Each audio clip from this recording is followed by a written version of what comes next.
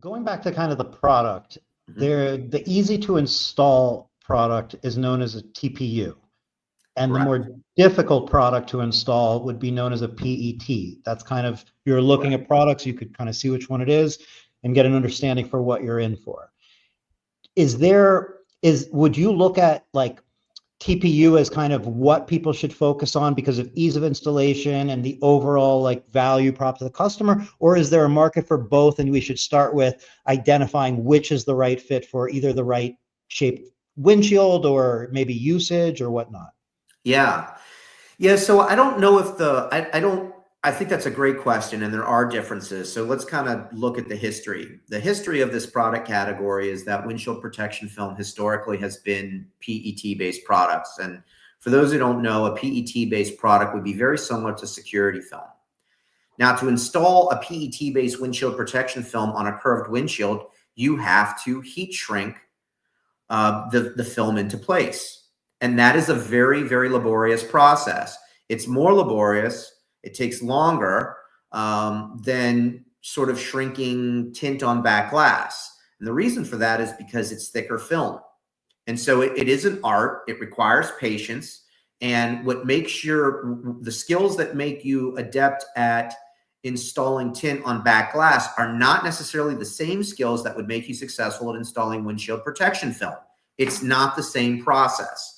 And so if the old adage is true, you can't teach an old dog new tricks, what happens is that an installer starts thinking that they can install windshield protection film the same way they install tint on the back glass, and you just simply can't do that. It is a completely different installation. Now, to take 2 hours to install PET film on a windshield, it can be frustrating, it can be challenging, and you may not even have that kind of time available to essentially relegate a bay and an installer to focus on one windshield. I mean, certainly you can if the profit dollars are there. That's where urethane comes in. Now, within the recent past, urethane has been introduced as a film that does not require shrinking into place. It doesn't even require stretching into place.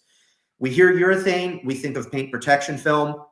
This is not the same as paint protection film. It is similar, but it is not the same. The urethane, in the case of windshield skin, which is the product that I distribute, it's a TPU.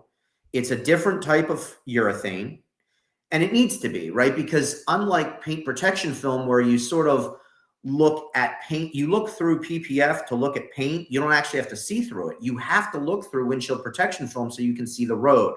So optical clarity is really key, and then you don't have really orange peel from the paint masking any kind of optical distortion either. So it's not the same product. I want to be really clear. But having said that, you don't even have to stretch it into place. It lays down in such an easy way that the average windshield takes about 20 minutes or less to install. And in fact, we've even done windshield film competitions at some of the trade shows where, you know, superstar installers can install it in a matter of 2 or 3 minutes. That's how easy it is to install.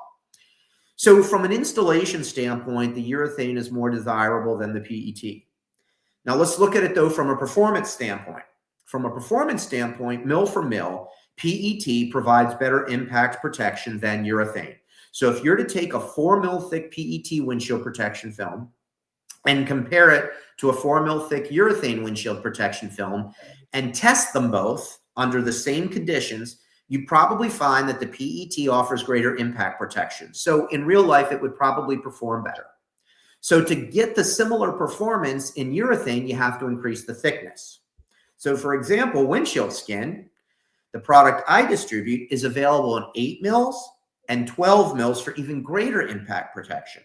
Now, PET typically provides better optical clarity than urethane. So you have some pros and cons to each, and you have some trade-offs to each. And I think the question gets to be to the installer or the dealer, what am I okay with? On one hand, mil for mil, I can provide better impact protection with PET and better optical clarity, but it's going to take me longer to install. Maybe I have to charge more accordingly. Versus urethane, which is easier to install, I probably have to install a thicker film like an 8 mil or a 12 mil film in order to offer similar protection to a 4 mil PET film, but it's only going to take me 20 minutes to install. And the economics of that are great.